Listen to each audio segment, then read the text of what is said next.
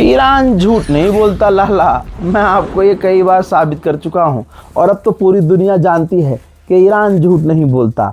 Satellite image दिखा रहा हूँ, ज़रा ध्यान से देखिए। जो इजराइल का एयरबेस है, इजराइल के अंदर ईरान ने जिस जगह हमला किया जहाँ मैंने आपको बताया था, ये देखिए वहाँ पर साफ तौर से डैमेज देखा जा रहा है। यानी ईरान का हमला कामयाब था। अमेरिका और इजराइल एक बार फिर से फेल हुए।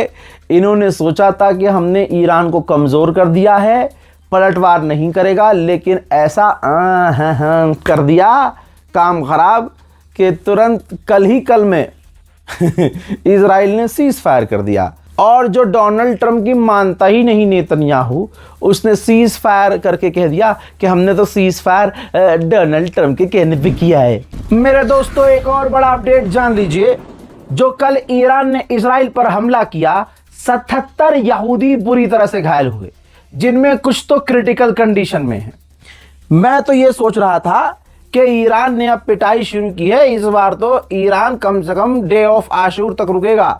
आशूर वाले दिन ईरान इमाम हुसैन का नाम लेके इजराइल को पीटेगा। एक बार फिर से मेरी नज़र में, पर्सनली कह रहा हूं, मेरी नज़र में ईरान ने गलत किया। ईरान जो रुक गया, ईरान को रुकना ही नहीं चाहिए था।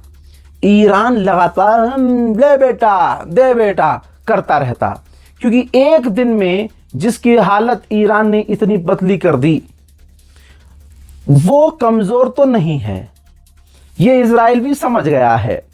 तो ईरान को ना दे बेटा ले बेटा, क्योंकि अमेरिका भी पीछे है, भले ही वो सामने नहीं आ रहा है और पीछे से इजराइल का साथ दे रहा है, लेकिन फ्रंट पर नहीं है। डोनाल्ड ट्रंप तो बिल्कुल एकदम मना कर रहा है कि भैया हम तो है ही नहीं इस हमले में। तो ईरान को इजराइल को बुरी तरह से पीटना था, या अगर 2-3 दिन हमला करता ईरान तो बड़े बड़े करता, क्योंकि पहले ही दिन में देखा आपने कि इजराइल अमेरिका और अपने एयर डिफेंस सिस्टम का इस्तेमाल करके भी ईरान की मिसाइलों को, क्लस्टर मिसाइलों को, बैलिस्टिक मिसाइलों को रोक नहीं पाया।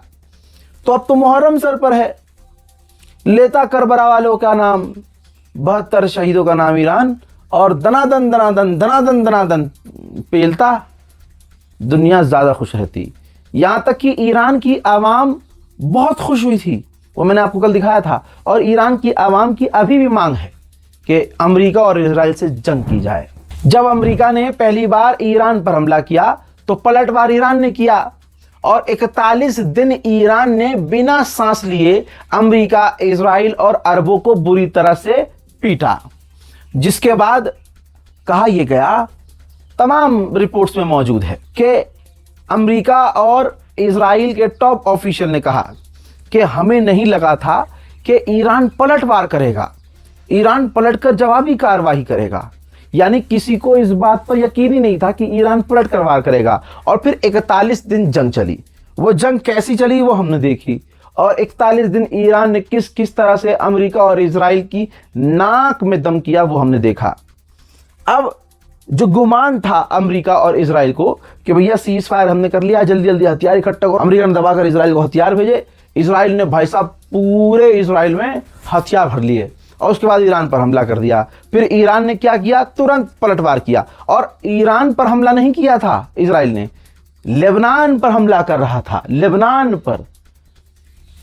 तो जवाबी कार्रवाई लेबनान ने नहीं की, ईरान ने उल्टा इजराइल पर हमला कर दिया। अब पता है इजराइल के टॉप ऑफिशियल क्या कह रहे हैं? इजराइल की फौज के टॉप ऑफिशियल का कहना यह है कि हमने सोचा भी नहीं था कि हम जो लेबनान पर हमला कर रहे हैं, ईरान हमला कर देगा। हमें इस बात का गुमान ही नहीं था कि ईरान इजराइल पर हम पर हमला कर देगा लेबनान के चक्कर में।